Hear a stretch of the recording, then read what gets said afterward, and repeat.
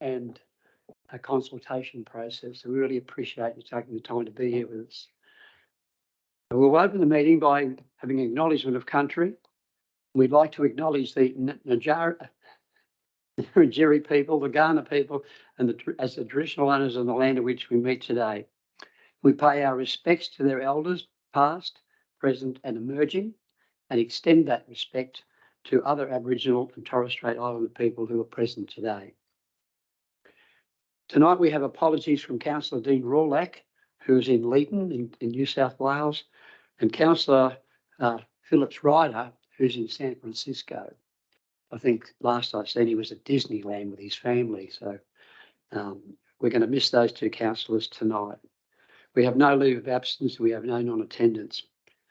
May I say that the Light Regional Council community have been invited to provide feedback and contribute their ideas to the 2023-2024 annual business plan and budget and Council's long-term financial plan 2023 to 2033.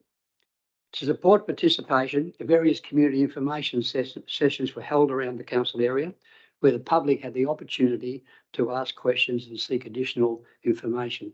And we do respect the people that took the time to be at those meetings. They were quite successful and we had over 40 people come along. I attended the session here in Kapunda and I learned quite a bit that night from the people that were here. I think it's important that we have those open communication lines and make sure that we're listening to what our residents and our community are telling us. Comments and suggestions from the community were encouraged regarding the services, projects and infrastructure program for the year ahead and into the future, and were to be submitted in writing or verbally. The purpose of tonight's special meeting of council is to receive public submissions. In this section of the meeting, we will be hearing from community members wishing to provide a verbal presentation, but I would like to advise speakers that you'll be given 5 minutes to present your submission, and governance staff will assist the presenters with keeping and advise you when there's 1 minute remaining. Questions will not be answered at this forum. To begin tonight then, I would welcome Miss Kathy Wills, who's a dear friend of our council and a great contributor to the Barossa Valley and to the wider region. So Kathy, I'd welcome you to the lectern.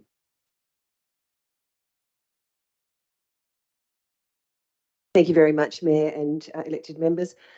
I did prepare 10 minutes to my error, so I'm going to cut a few points and hopefully whoever's doing the timekeeping will be kind. I sent in a fairly extensive submission. There were 4 points to that. One was about sustainability, one was about community engagement.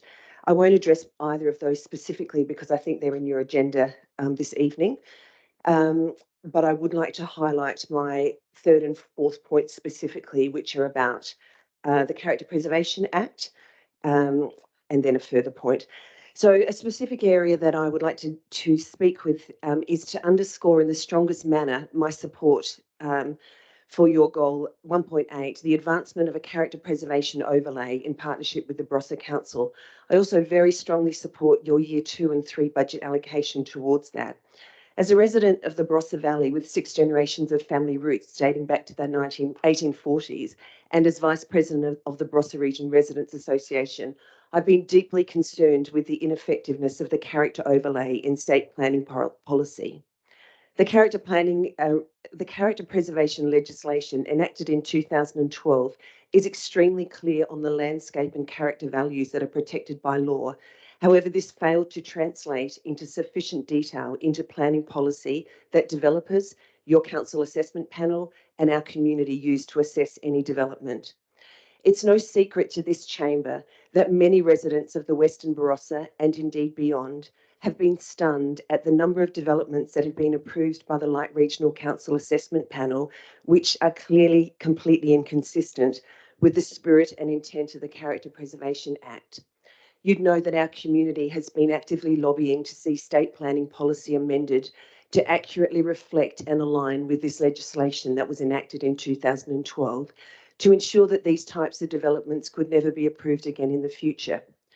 Whenever the deep concerns of our community have been raised in this chamber, or indeed with council staff, the message back to us, and understandably, is that your hands are tied, that the council assessment panel is legislatively distanced from the elected body and the staff. The great news is right now for us and for you, that the State Planning Commission has opened the door for much needed amendments to the planning policy and are currently willing to incorporate the necessary amendments to strengthen the character preservation overlay. So while your hands have been tied previously, you now have the opportunity to actively participate in changing this planning policy in order to protect that portion of the Barossa that you are currently responsible for. I applaud the Barossa Council who are taking leadership in this, and for their convening of a steering committee, which your council staff sit on and I sit on as Vice President of the Barossa Region Residents Association. And we're working through as a steering committee the inconsistencies that the current planning policy has in relationship to the legislation. I appreciate your action, the advancement of the character preservation overlay in partnership with the Barossa Council. However, I note that your only corresponding performance indicator is to liaise with the Barossa Council. So I'm asking tonight for Light Council to be far more proactive in regarding to advocating for the vital changes that are required, far more proactive than simply liaising with Barossa Council. Our Western Barossa community has asked this chamber previously to engage with us and consult us on what type of character is important to us as residents of Marananga and Seppeltsfield. In this advocacy with the State Planning Commission, there's the opportunity to return character statements that distinctly describe, for instance, Marananga, Seppeltsfield, Greenock, and we're asking you to consult with us and actually ask us what we would like as valued, thank you, as the values that we would like. So specifically, I'm asking Council to fund 2 community engagements with our Barossa and Marananga and Seppeltsfield residents, and then to let us engage with you to draft these character statements to present to the Planning Commission. And finally, I'd like just to make some comments on the Barossa brand. I noticed in 3.6 that you have a goal to execute the $140,000 allocated to the Light Country Signs business case. I'd just like to underscore that there's no appetite within the Barossa businesses along Seppeltsfield Road in the Wine GI to have any co-branding with Light Country because we currently exist under the globally recognised Barossa brand. We support the use of Light Country, but outside of the Wine GI. So we're asking for council to undertake in writing that we won't see Light Country branding on any signs in Marananga, Seppeltsfield, Greenock, or anywhere in the Wine GI. So we'd greatly appreciate that. Thank you very much. Thank you so much, Kathy. That was an excellent presentation. Appreciate it. Our next presenter is Miss Annabelle Shanahan. Thank you, Annabelle.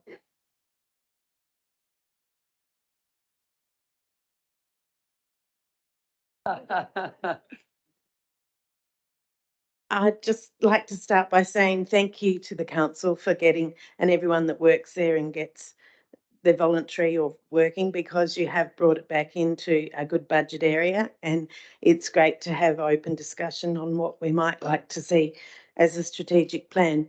To start with strategic goal 1, community access and services, one that I would love to see in the area is daycare services for the elderly, where we're having baby boomers wanting to stay home a lot longer, and we need to give day respite to their carers, and to have Freeland Institute supper room, for instance, a social worker, a cook, and an activity person who could actually occupy them from maybe 10 till 4 to give home carers some rest.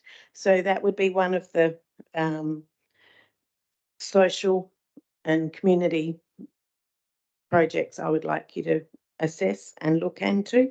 I have no idea of how to set it up. I hope that Bill Graves or someone like that that's already doing the farm centre at Freeling and Hewitt could possibly do it, or otherwise Wheatfields or the Kapunda residential care home, something like that.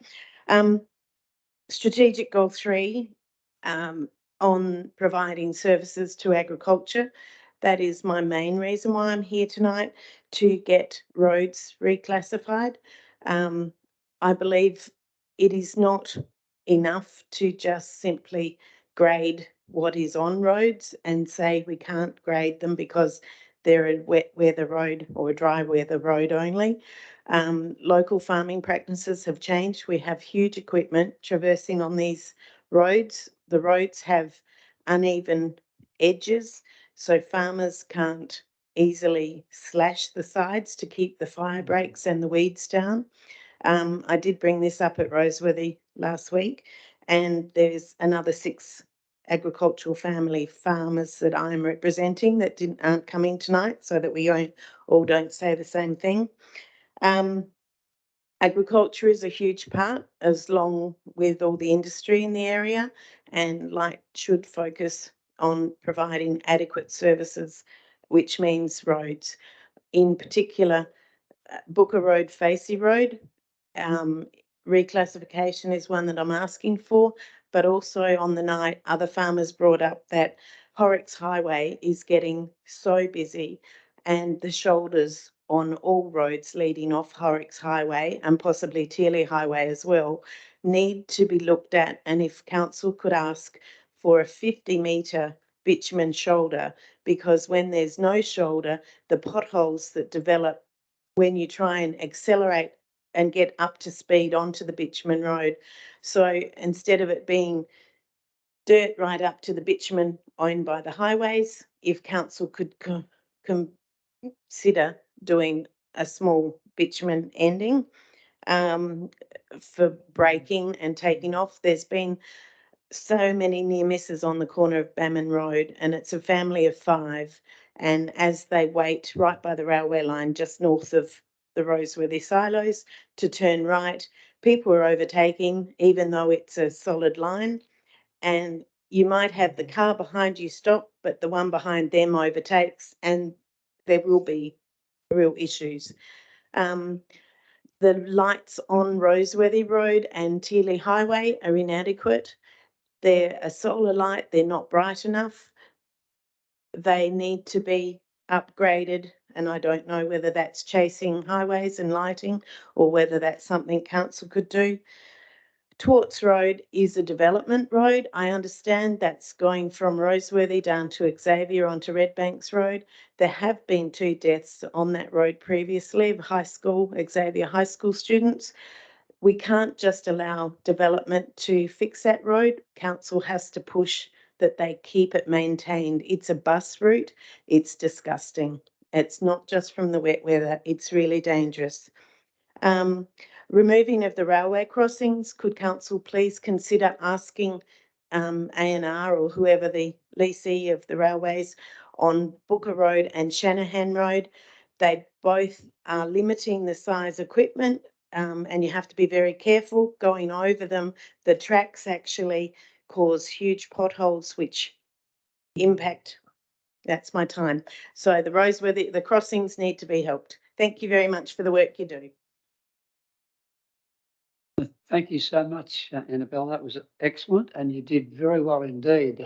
I think you underrate yourself very much, but thank you for highlighting, in particular, all of those safety matters. I mean, they're talking about people's lives, and really, we need to put a strong focus on that.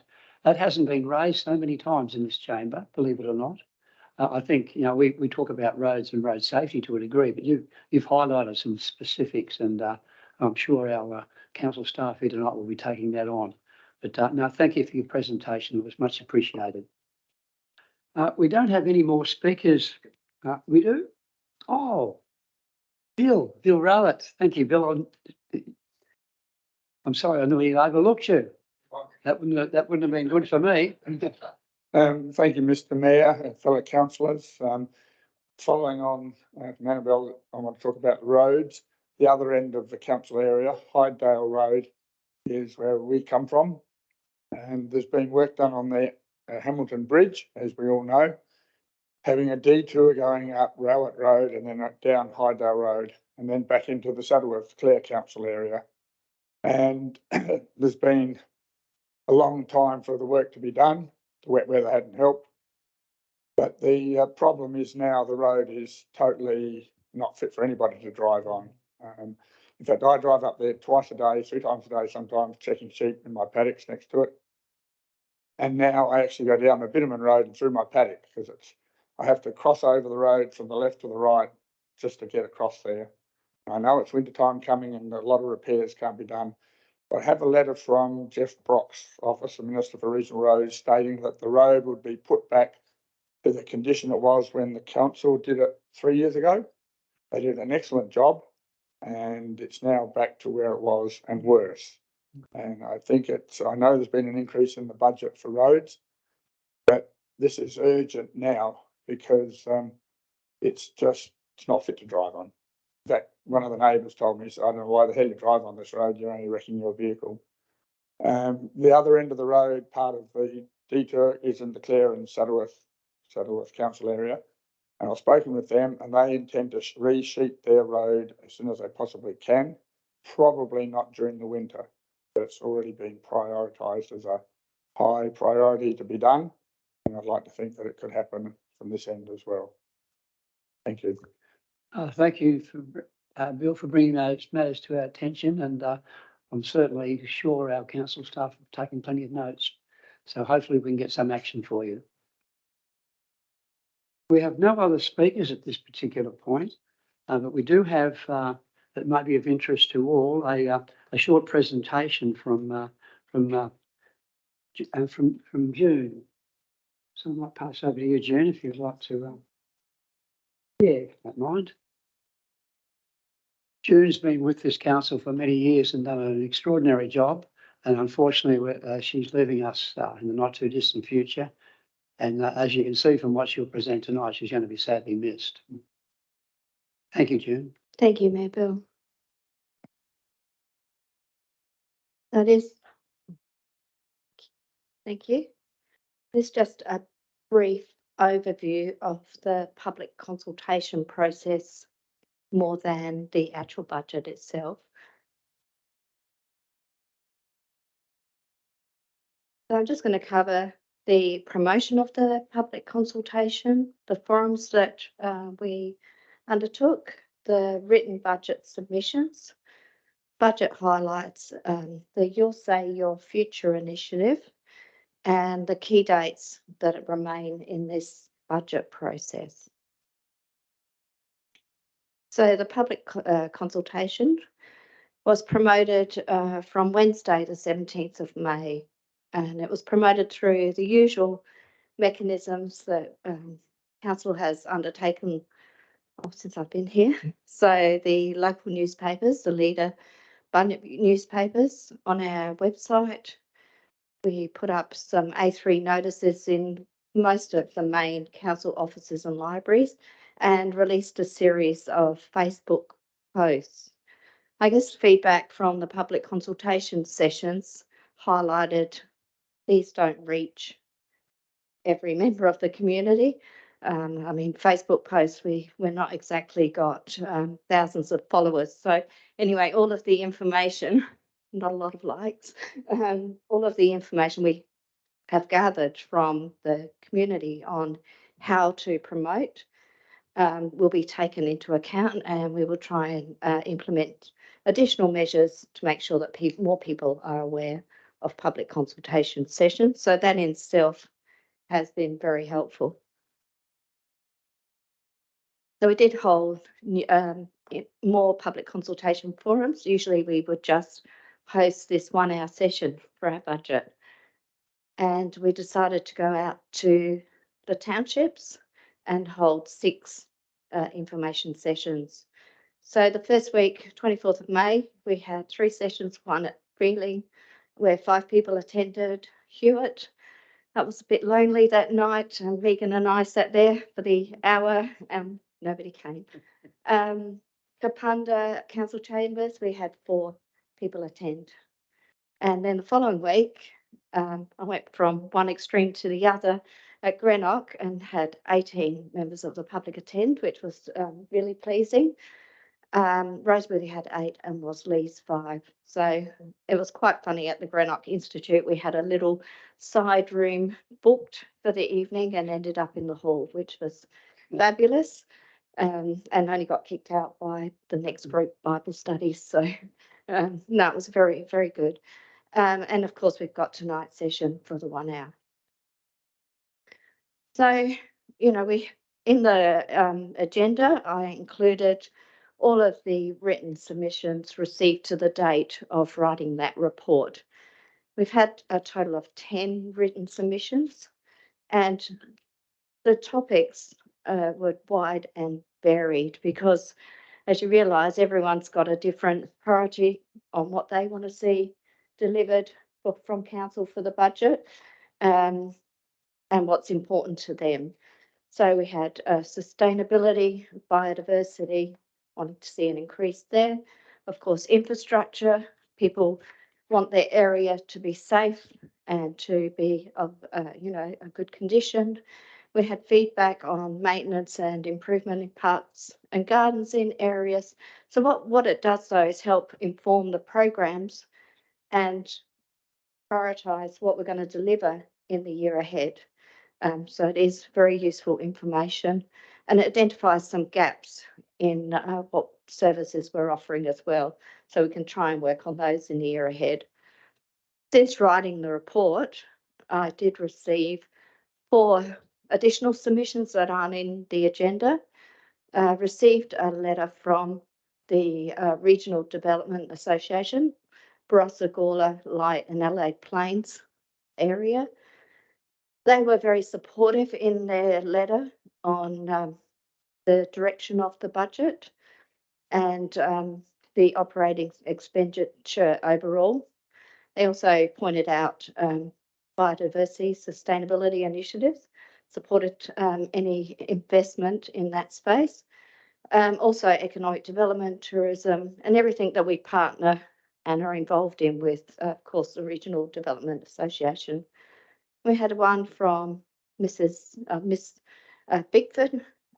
She valued the role that regional libraries play with the community, and just a letter of support really for literacy, digital education programs, adults, children activities.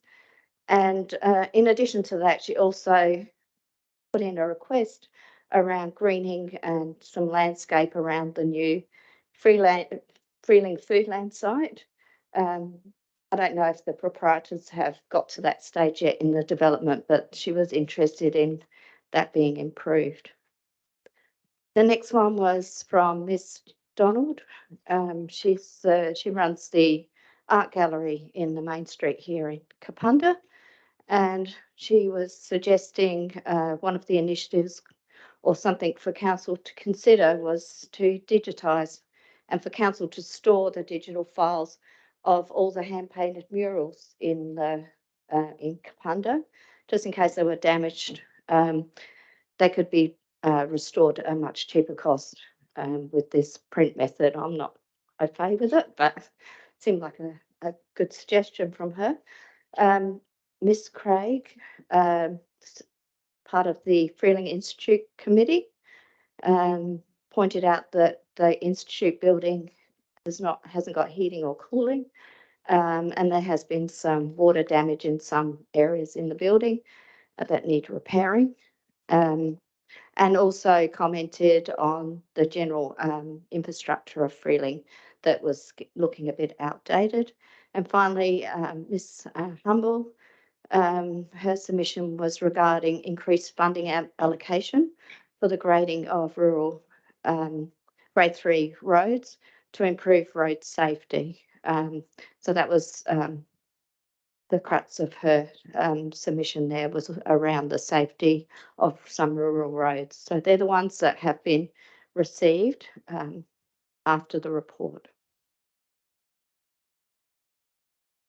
So just to summarise as well, the budget highlights, it's 42,000 surplus, and the long-term financial plan also shows a surplus position. for the life of that plan, which is 10 years.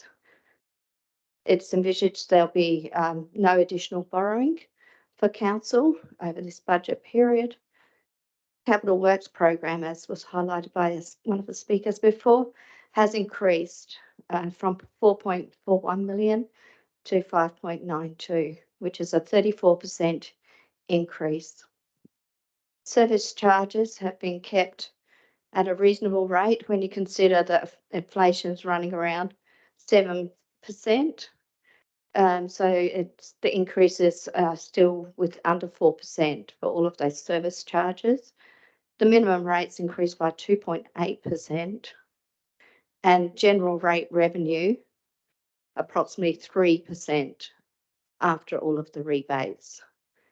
For anyone who's experiencing significant increases in their capital valuation, property valuations, there is a rate relief opportunity again for increases over greater than 10%. So that's in the valuation, not necessarily the rate increase you receive, percentage increase, but your property valuation, and it'll be an application form online. And something that was brought in through the workshop process, budget workshop process, was the redirection of 2% of the budget towards community and ward projects. So 392,000. This has been greatly received by the community so far. It's frozen. Just a quick summary. So budget showing a small operating surplus, 3% in revenue, which is considered modest. We've maintained the existing service levels and believe it's balanced, responsible and sustainable budget. Should be another slide. Just bring it all up. And these, oops. Okay. Not very good at driving this. Hang on. There we go. So this is the 392,000 allocation. So this money's been quarantined for community and ward projects under the Your Say, Your Future banner. Residents and community groups can go to the website and click on the budget, annual business plan and budget banner, and that takes you to like a one-page information page, and at the bottom of that information there's a paragraph around Your Say, Your Future. The application submission form is a link is provided within that paragraph, and any community member or community group can fill in that online application form. It's fairly easy. There's drop-down boxes to make it much quicker for groups to complete.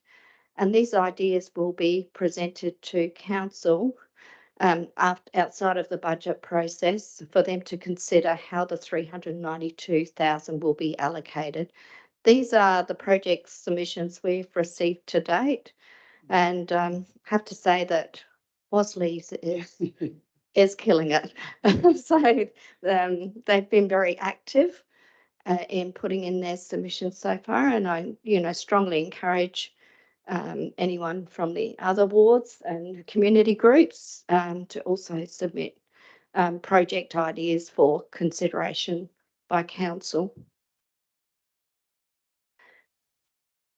And following tonight, the next steps in the budget process. So on the 13th of June, we have an Audit and Risk Committee where the draft budget will be presented to that committee for consideration, and then it will go to council for their budget deliberation process on the 27th of June, where they'll look at the annual business plan, the midterm financial plan, long-term financial plan, and declare the rates as well. And that's it.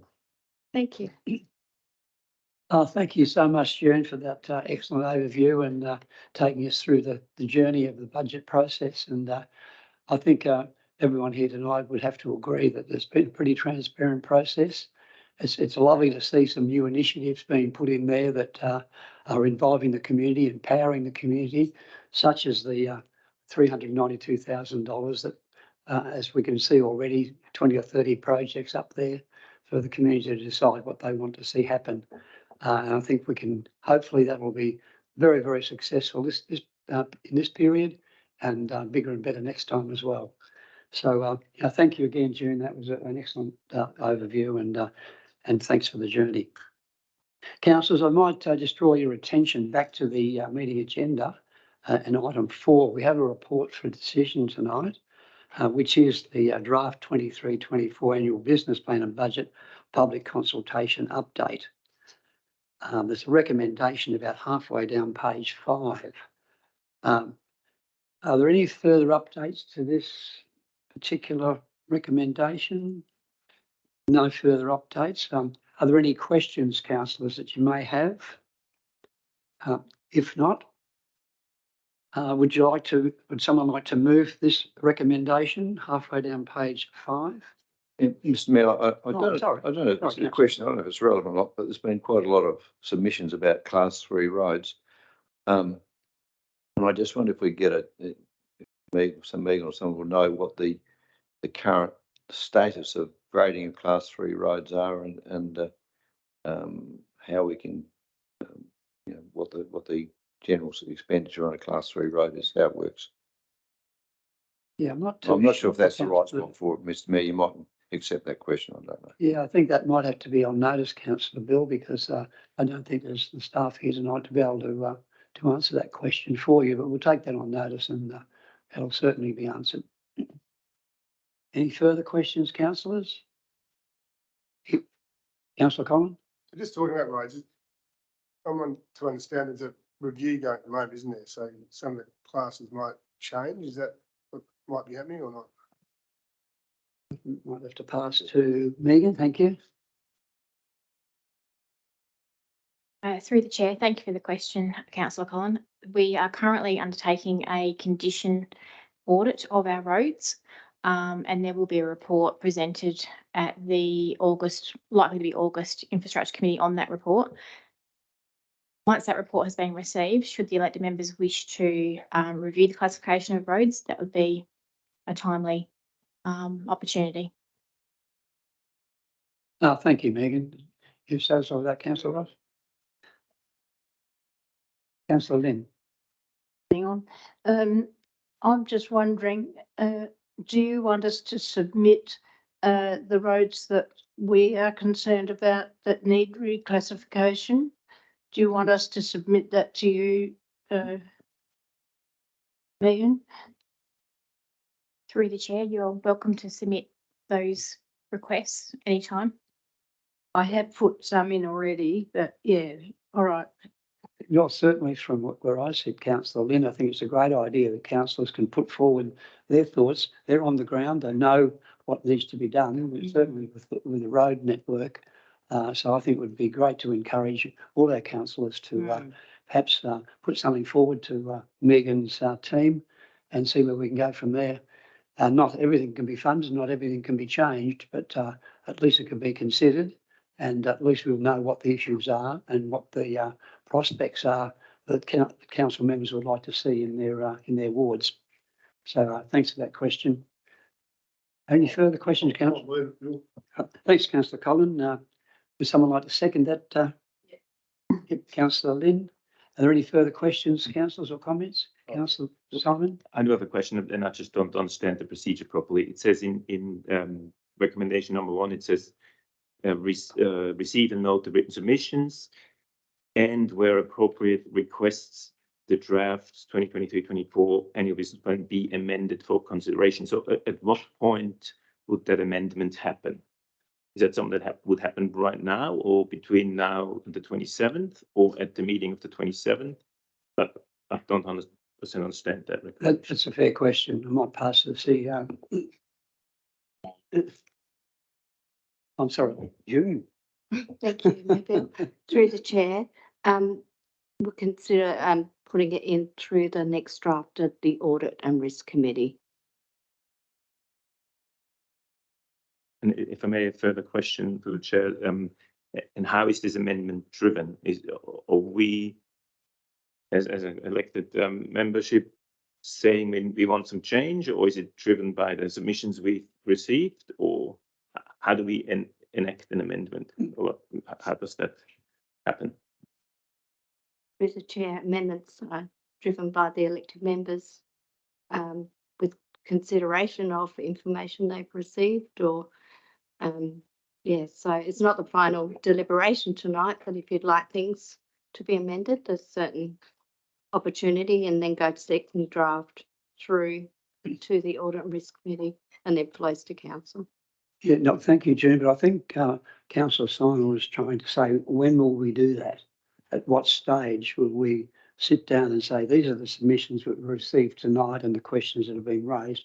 When will these be discussed? Through the chair, the elected body can make amendments tonight if they so choose. Or would that be more appropriate when some reports can be put around some of the matters that were raised and brought up at the next council meeting? Or is that too late? Yeah, thank you, through the chair. I think what we're seeing so far is the submissions in our observations relate to the manner in which we execute our business rather than the cost of actually undertaking the business. So far, I'm not seeing an adjustment to the actual budget needing to be made, but more around our practices. So there might be some grading programs, might be manners in which we engage with the community, but they're not actually going to be a financial cost to them. That said, we will assess everything as we're getting it, and obviously that was only tonight. But again, what we're seeing, we don't believe there'll be a cost to changing that. Does that help? Thanks, Richard. Satisfied with that, Councillor Simon? Any further questions, Yes. councillors? Yes. Councillor Lynn? Where do we get, how do we know what each ward per area have put in towards this 392,000? There's no figures alongside of that indicating what they've asked for. Thank you, June. Thank you. Through the chair. To date, we've received just a basic overview of project ideas through the public submission form.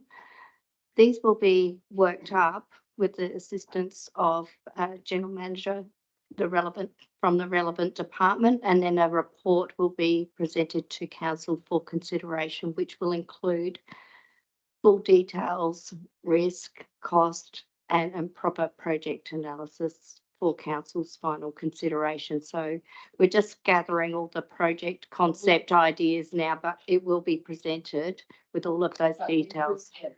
Yes. Yeah, thank you, June.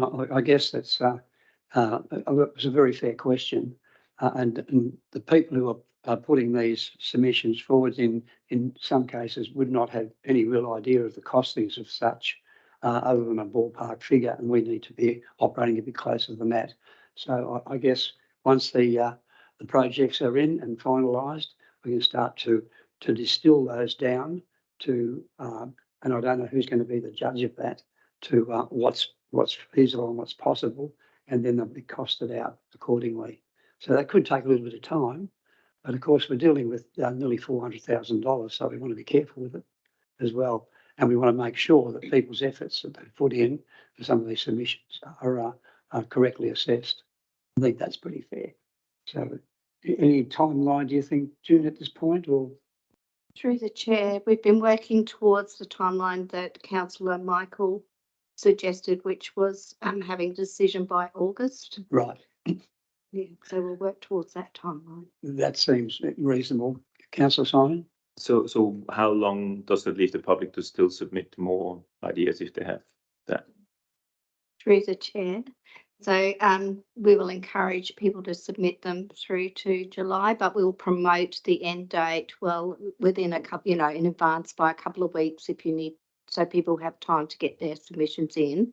And that gives us probably 4 weeks to find out all the information and collate it properly to present a report to council.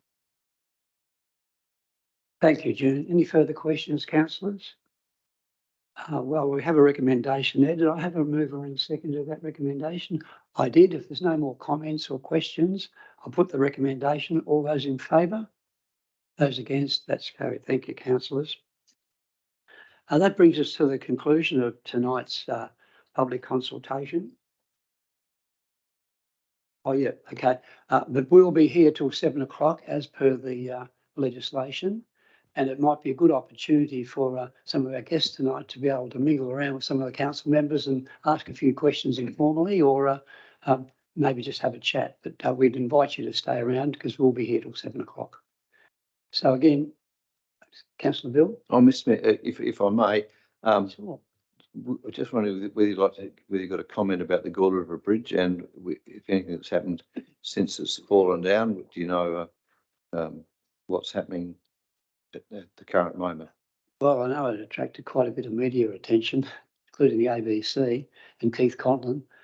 And I tried to answer the questions on the ABC as best I could. And one of the things I suggested that may happen because of the integrity of the wood that's collapsed and so forth, it's going to be obviously extremely difficult to put that bridge back together exactly as it was.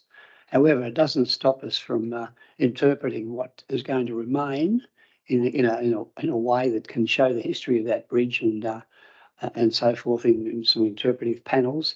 And it may also provide, on a positive side, an opportunity to build a bridge across the top that people can actually use. That bridge hasn't been used for around 6 years, and because of probably safety measures. And I think, to be perfectly frank, and I think we've got to give a lot of credit to our neighbouring council, Playford, and credit to our council too. But frankly, we didn't do enough. That's what it's about, and that bridge collapsed. And we'll have to wait for all the final engineers' reports, of course. They've been down there. In fact, they were due that week, the Monday after it collapsed. They were due to be there, and they were. And the cranes have been there in the last week or so, Bill, now, Councillor Bill.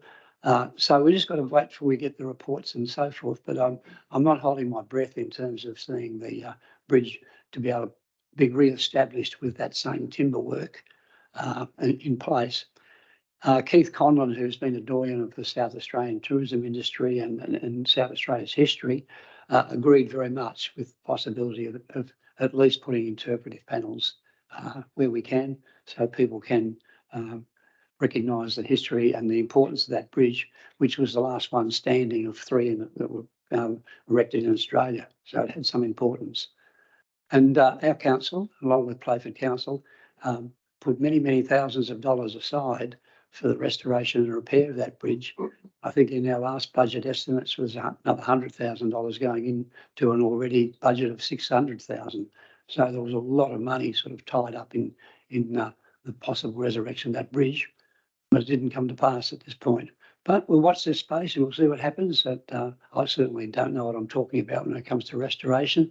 I think Councillor Simon here might have a far better handle on that than I would, as he works in the area of restoration and fine craftsmanship and so forth. But I think we're going to be probably waiting a little while before we get the reports back from the engineers, and we'll see where we can go from there. Hopefully that provides a bit of background. Yeah, thanks, Mr. Mayor. I don't suppose we've got any idea whether it's going to be a budget plus or a budget negative, the whole process. Well, I'm not absolutely certain how much Playford Council have set aside in their budget, but I'd say it would be equal to ours. I think most of the discussion has been on a sort of an equal basis. So there's well over $1 million in the budget to be able to do something with that bridge. But I'm not being a pessimist, but I just think that we're going to have an issue with the integrity of that timber that came down into the river. You got any thoughts on that, Councillor Simon? The timber itself that came down? I mean, that thing was lost, not good anymore. Yeah, I think that's the message that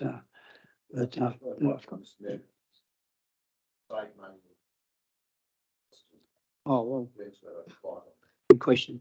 Through the chair, like you say, it is unknown at this stage, so the treatment of the budget for that bridge will occur as the part of the first budget review because we need to keep the money in there in case we have to contribute to repair or whatever the decision is. So because it's unknown, we thought best to keep it there, but have a look first budget review. I think we'll find that Playford Council also are doing the same thing. I've had discussions with my friend Mayor Doherty there, and he's assured me that they're not going to walk away. They want to see the best outcome that we can possibly arrive at, which is obviously a restoration of some description, at least some interpretive panels up there, and a bridge across the top that people can actually use. And that will be pretty helpful. Anything further, councillors, like to raise? Councillor Collins? I was just wondering, can we ask questions of the people who made presentations or not? Oh, I can't see. It's providing those people are prepared to answer them. Yes, why not? Councillor Collins.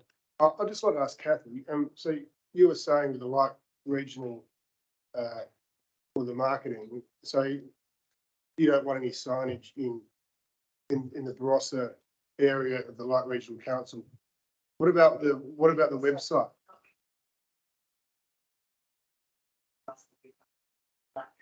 Light country. So you don't want any light country signage in the Barossa floor. Yep. So, and what about the website? Which website? The Barossa Country website. So the Barossa Country website has got a lot of things from in the Barossa area on the website. Is that, you don't want that as well, or you think that's mixed branding? It's a little contentious, actually, the like we're really responsibility tourism. And I do note that the Light Country tourism website draws through businesses that are not in draws through businesses that feels like strange branding like it effectively promoting something that is. So I think that's a little bit, I think if that could be separated, that would be a really big. But really the when Light Country was developed, I was in support of its development. It was really there needed to be a brand that effectively spoke plain to the broad acre and the heritage of the country that might be some vehicle for that. But the Barossa, brand Barossa, is an established brand that has global recognition and is that in the whole brand region Light Country is big. And actually, if there was going to be a brand on town signs and any entrance signs, it would be Barossa Australia. But why do that? It's perfect now. Just as welcome to Light Regional Country. That as they are now, I don't think we need to overlay any other brand. They were really excited for that. We did not believe that. I think maybe we had to believe in another technical stuff.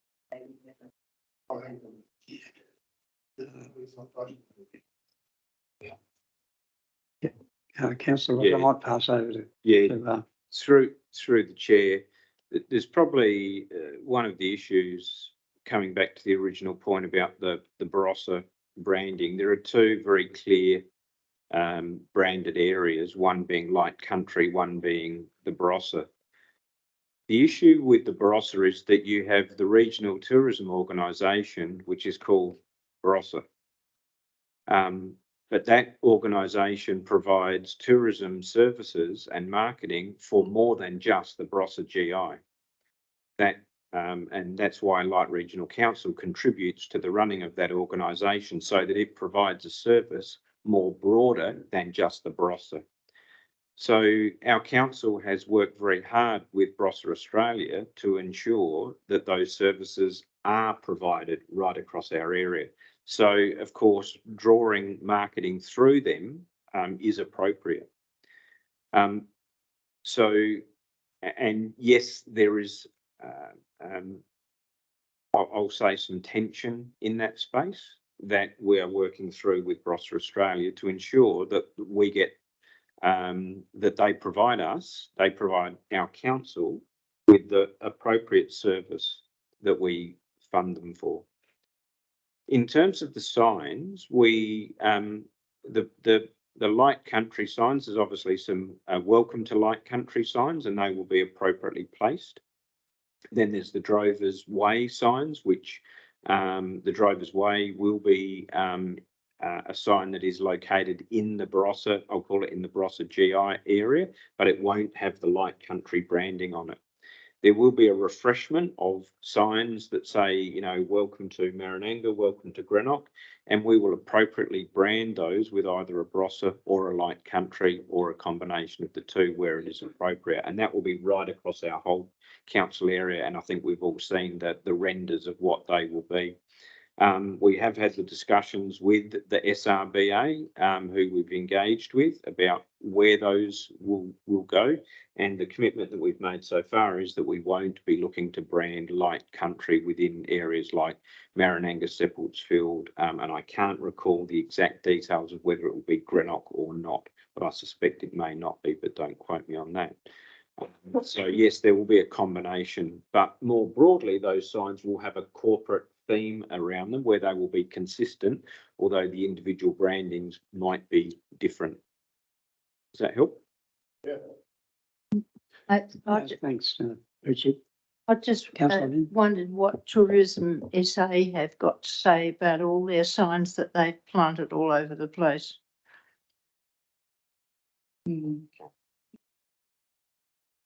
Well, it's part of it. Yes, all of those that they put all over in every area, Kathy knows about them, and we didn't have any say about it. I had complaints from ratepayers, and they said that they didn't want them, but we have got no say at all. Have you had discussions with Tourism SA over this? Have you, Craig? That might be something we need to follow up. Yeah, through the chair, many of those signs were on the arterial road network. Yeah. Where it would be fair to say council's influence was probably not there. Yeah, I think we should be able to make comment about them because some of them, they're blocking the vision badly. I went out and had a look and yeah, they're blocking vision. Anyhow. Councillor Lynn, specifically, is there a sign that you're talking about somewhere that we could have a look at?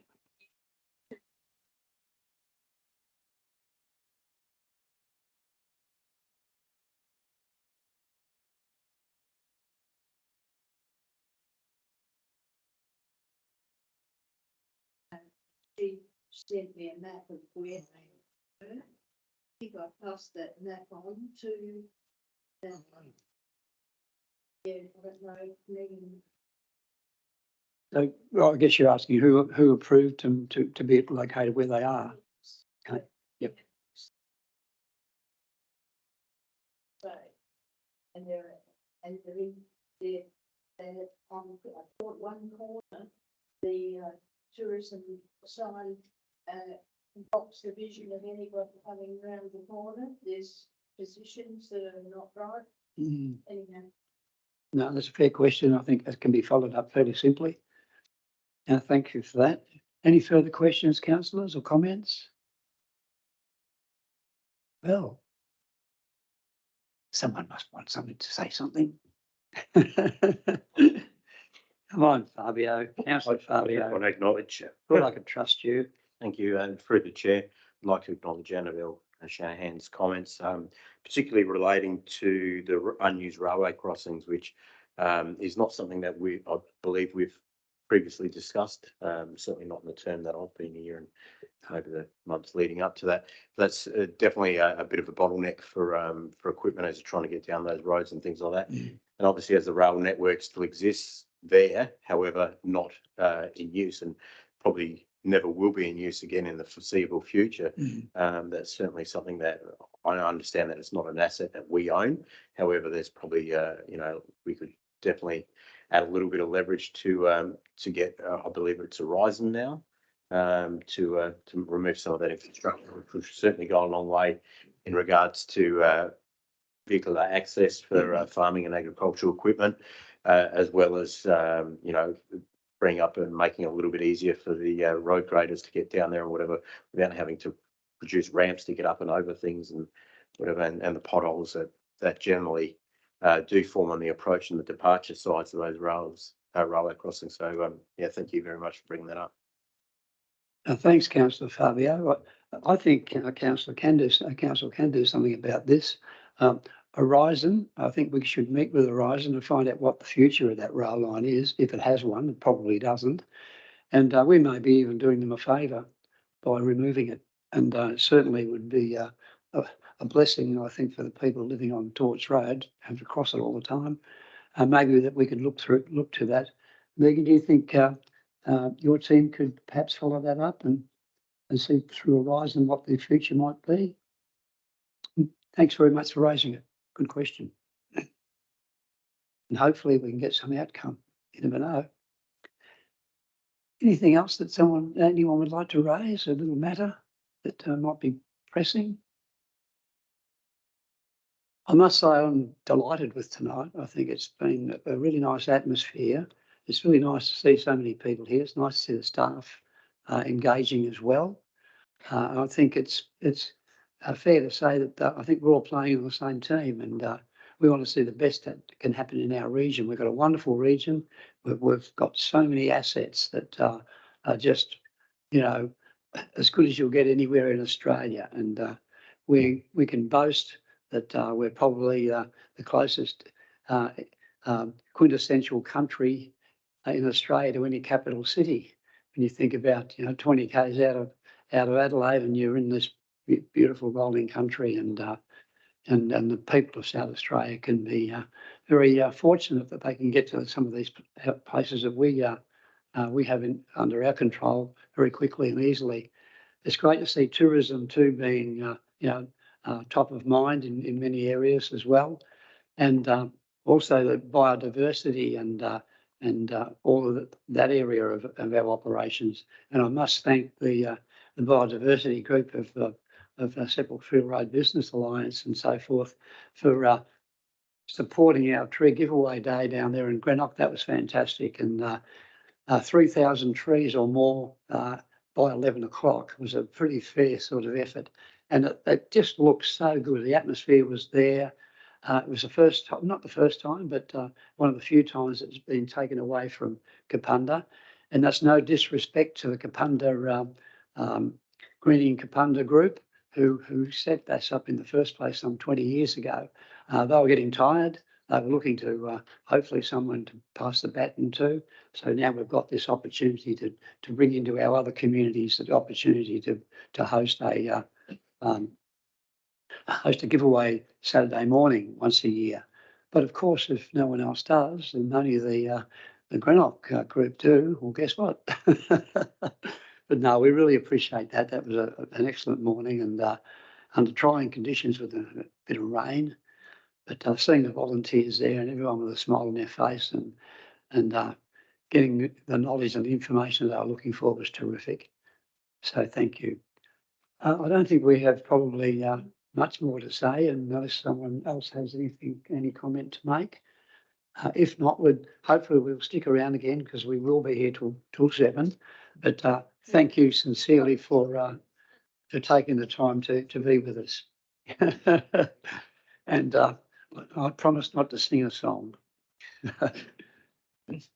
So thanks everybody, and I'll close our meeting and invite everyone to our next meeting on the 27th of June, which will be held on Main Street, Kapunda at 6:59.